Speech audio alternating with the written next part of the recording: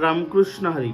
सार्थ श्री ज्ञानेश्वरी अध्याय पहिला, ओवी क्रमांक 34 ते 45. देवीची आई का अनिक एक, येथुनी शब्द श्री सच्छास्त्रिक आणि महाबोधी कोवळीक दुनावली. येथ चातुर्य शाहने झाले, प्रमय रुचीस आले आणि सौभाग्य पोखले सुखाचे. येथ माधुरी मधुरता, शृंगारी सुरेखता, रूढपण उचिता दिसले भले. येथ कळाविदपण कळा, पुण्यासी प्रतापू आगळा, म्हणून जन्मेजयाचे अवळीला दोष हरले. आणि पाहता नावेक, रंगी सुरंगतेची आगळीक, गुणास गुणपणांचे बीक बहुवस. येथ भानुचेनी तेजे धवळले, जैसे त्रैलोक्य दिसे उजळिले, तैसे व्यासमती कवळिले. मिरवे विश्व का सुक्षेत्री बीज घातले, ते आपुलिया परी विस्तारले, तैसे भारती सुरवाडले. अर्थ जात ना तरी नगरांतरी वसिजे, तरी नागरची होईजे, तैसे व्यासोक्ती तेजे धवळत सकळ. की प्रथम वयसा काळी, लावण्याची नव्हाळी, प्रकटे जैसे आगळी अंगना अंगी.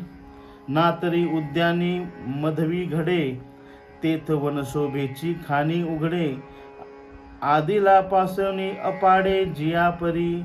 नाना घनीभूत सुवर्ण, जैसे न्याहळीता साधारण, मग अलंकारी बरवेपण निवाडू दावी, तैसे व्यासोक्ती अलंकारिले, आवडे ते बरवेपण पातले, ते जाणोनी काय आश्रिले इतिहासी.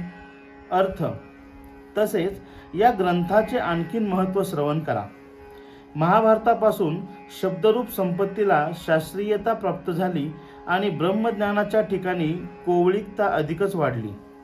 या महाभारतात चातुर्य शहाणे झाले, सिद्धार्थांना अमृतमय गोडी प्राप्त झाली आणि सुखाचे ऐश्वर्य अधिकच पुष्ट झाले. माधुर्याला मधुरता, शृंगाराला सुरेखपणा आणि योग्य वस्तूंना श्रेष्ठपणा येऊन त्या सर्व उत्तम रीतीने शोभून दिसू लागल्या. यातील कथेपासून कलांना विशेष कौशल्य प्राप्त झाले. पुण्याचा प्रताप वाढू लागला.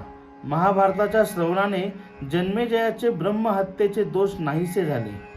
सूक्ष्म बुद्धीने महाभारताचे निरीक्षण केले असता असे दिसून येते की विविध कलातील गुण त्याने वाढले. या कथेमुळे सद्गुणांचे सामर्थ्य प्रकट झाले. सूर्याच्या तेजाने त्रैलोक्य जसे उजळून निघते, त्याप्रमाणे महर्षी व्यासांच्या विशाल बुद्धीतून निर्माण झालेल्या या कथेमुळे सर्व जगावर ज्ञानाचा प्रकाश पसरला आणि ते शोभून दिसू लागले.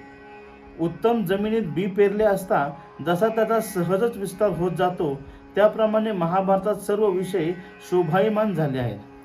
ज्याप्रमाणे नगरात राहिल्यावर मानवास शहाणपण प्राप्त होते, त्याप्रमाणे व्यासांच्या सात्विक वाणीच्या तेजामुळे सर्व जग हे ज्ञान संपन्न झाले. तारुण्यात पदार्पण केल्यानंतर मुलीच्या अंगी सौंदर्याचा नवा बहर आलेला असतो आणि तो स्पष्टपणे दिसू लागतो. वसंत ऋतूचे आगमन झाले की बागेतील वनशोभा पूर्वीपेक्षा अधिकच भरून येते, जणू काही सौंदर्याची खाणच उघडते. लगडीच्या रूपात सोने पाहिले तर त्याचे सौंदर्य सर्वसाधारण वाटते, परंतु त्या सोन्याचे विविध कलाकुसरीचे दागिने बनविले तर त्या सोन्याचे सौंदर्य विशेष रूपाने खुलून दिसते. महर्षी व्यासांच्या तेजस्वी बुद्धीतून प्रगटलेल्या विषयांमध्ये सत्य, शिव आणि सुंदरतेचे दर्शन होते. हे पाहून जगातील अनेक इतिहासकारांनी महाभारताचा आश्रय केला आहे. रामकृष्ण हरी.